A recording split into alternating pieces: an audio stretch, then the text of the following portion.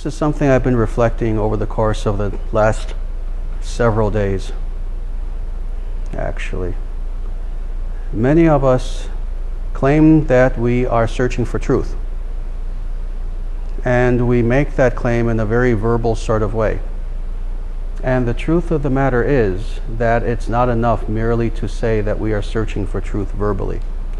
Because the truth of the matter is that if we were to indeed encounter truth, would we be ready to face truth? See, what it means to actually face truth in its most vivid of senses is that at that point, all speaking stops. It is at that point that silence actually makes sense. It is at that point that we understand that truth is not, like I was saying earlier, merely a good idea. It's not merely something that's theoretical. It's something which, when we encounter it, we at that point have two choices. Surrender to it or shut up. Now, what do I mean by this? See that curtain behind you? There's a curtain there. Can't completely see on the other side. If I were to tell each of you as an individual, if I were to go up to you and say, guess what? God is on the other side of that curtain. No, not an idea. No, not someone claiming to be God. Truthfully, God. The center of all reality. That being who upholds all of reality the way that a string holds pearls up in a necklace. That being, personified, is on the other side of that curtain. And that being wants to meet you. You. And speak to you. God has something to tell you as an individual. And God has something to give you. Now at this point, understanding who is on the other side of that curtain and understanding the significance of such an encounter, at this point you understand, what does it mean to encounter this being? At this point, all of history, all of time comes to a stop.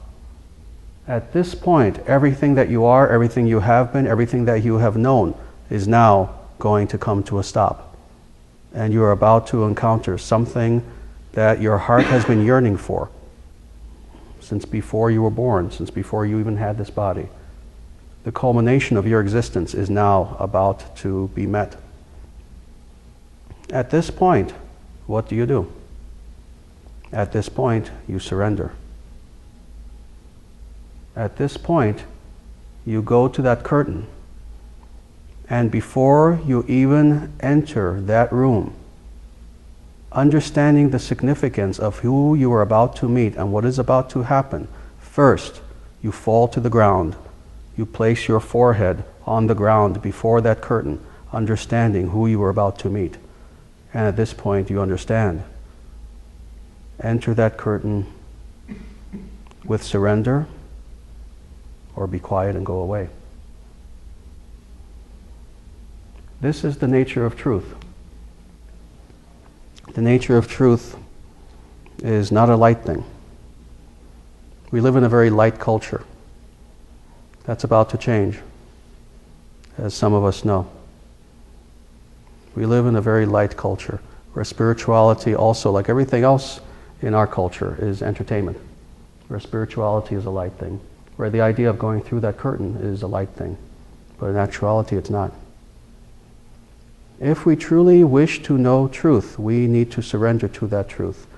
And at that point, we need to understand that the time for us trying to grasp that truth, trying to make that truth our possession, is over. And instead, we are to be possessed by that truth. Such is the nature of God. And such is the nature of the true search for that God. My guru used to say something very radical. He used to say, you want to know truth, then die. That's about as radical as it comes. He would say, die to live. Well, now, what does that mean? Does he mean literally kill yourself? Oh, of course not. What he means is that when you look through the history of spirituality, true spirituality, not Deepak Chopra. Deepak Chopra is a friend of mine.